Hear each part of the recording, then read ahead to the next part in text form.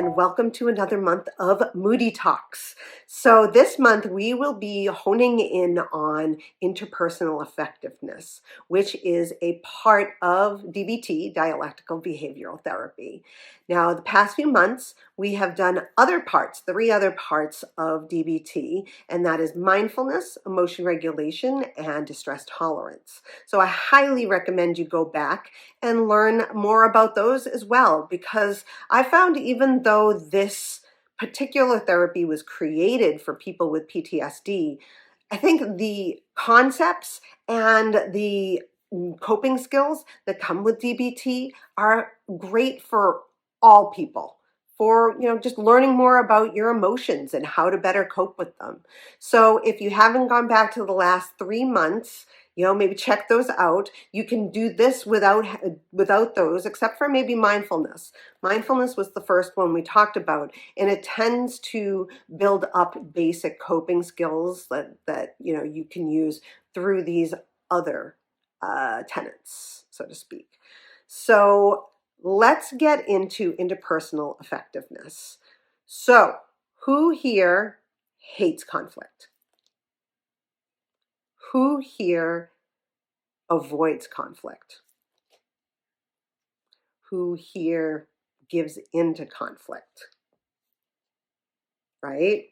I'm sure there are so many others out there, not just me, who do not like conflict and try to stay away from it, and many times give into it because we don't have the skills to get what we need out of them, right? We don't have the skills to help us feel more confident in not only getting what we need, but also maintaining relationships with others and our own self-respect, okay? So that's what we're going to talk about today. And throughout the next 3 weeks, we're going to go through coping skills that can be used for getting interpersonal effectiveness. So we're going to start, number 1, with the overall goals of interpersonal effectiveness. Now I'm going to put on my readers because I'm old and I can't see close up anymore. So this is my first Moody Talk with the readers. Goals of interpersonal effectiveness. Be skillful in getting what you want and need from others. So that's the number 1 goal. Get others to do things you would like them to do. Get others to take your opinions seriously. Say no to unwanted requests effectively. So that's goal number 1. Be skillful in getting what you want and need from others. Number 2, build relationships and end destructive ones. Strengthen current relationships. Don't let hurts and problems build up. Use relationship skills to head off problems. Repair relationships when needed. Resolve conflicts before they get overwhelming. Find and build new relationships and end hopeless ones. So I find that the bottom 2 are just as important as the information at the top, like strengthen current relationships. I feel like finding and building new relationships is really important. And when we can understand interpersonal communication and effectiveness, we can tell when we are in a good or bad relationship earlier. We have to decide then if we want to stay in that relationship or start that relationship. But we're gonna need to understand who this person is. And I think by working through interpersonal effectiveness, you better understand what you need out of a relationship. So building a new one, you already are going into it knowing what you need. And also, end hopeless relationships. This is really hard for so many people. This is really hard for me. And, I've done it many times in the past. And honestly, it is a great skill to have, to be able to do, to end a relationship that just isn't working for you. Okay?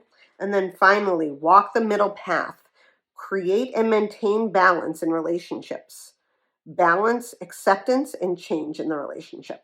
Okay? So that's basically, like you're giving and receiving. That's what this is. But you're receiving. You're not just giving. You're not the caregiver. You're not the giver. You don't give everything and they give nothing. This is how you walk the middle path and you get both. You give and you receive. Okay? So those are the goals of interpersonal effectiveness. And then now we're going to go through the 3 clarifying goals in interpersonal situations. Okay?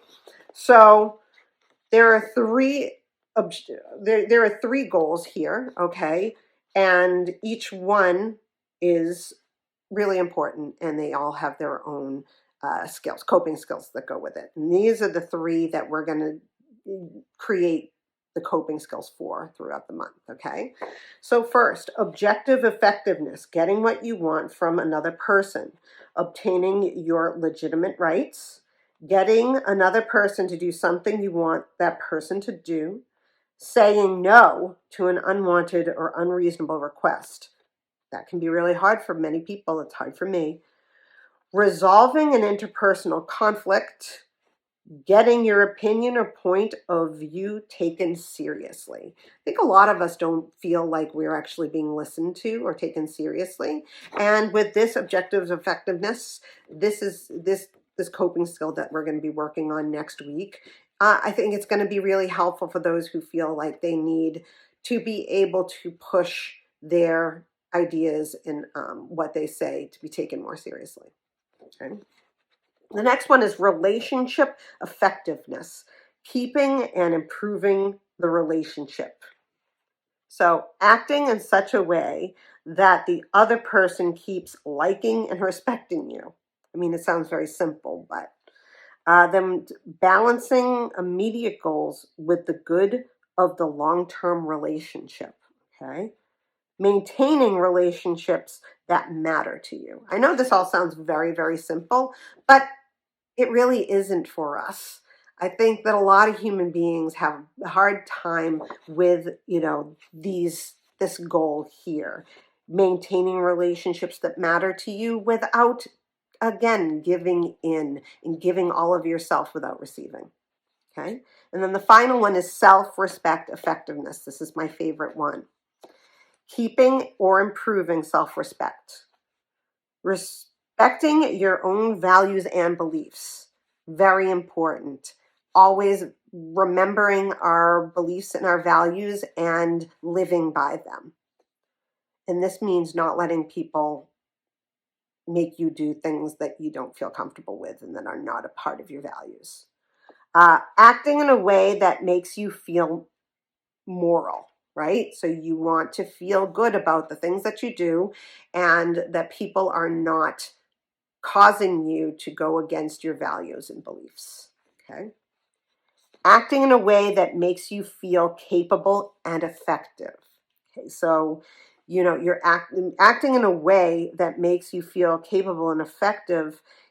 Basically that means doing the work that you want to do, doing and getting what you need with your own ideas and values, and not going against these things, not going against your values and beliefs. Okay.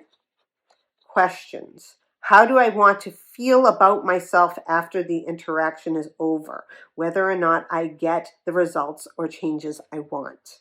So how do I feel about myself? This whole self-respect part, I think, is really, really, really important to remember, okay? And then the other is, what do I have to do to feel that way about myself? What will work? Okay? So this is about, I would say for the most part, this is about being in conflict and, holding on to your own values, which, when you go against your values, you have guilt. That is what the emotion guilt is about. When you yourself go against your own morals, values, ideals. Okay. And so we don't want to feel guilty when we do things that others are asking us to do, or, not being able to do things that are in our value, that somebody has stopped you from doing something that you value or you believe in. Okay. So I really hope that you guys will hold on for these 3, because I think interpersonal effectiveness is so incredibly important to learn. We don't learn them in childhood because we have a different natural balance. For the most part, it's our parents and us. We have peers in the sense of our brothers and sisters, but for the most part, families don't exactly have like equal kind of interpersonal confidence in themselves.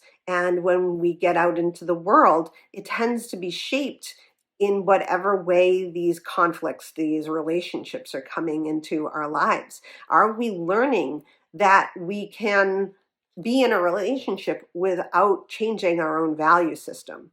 Can we get what we want from others without maybe giving in to other things, especially when it comes to values? You want something, so somebody else is like, well, if you do this, I'll do that.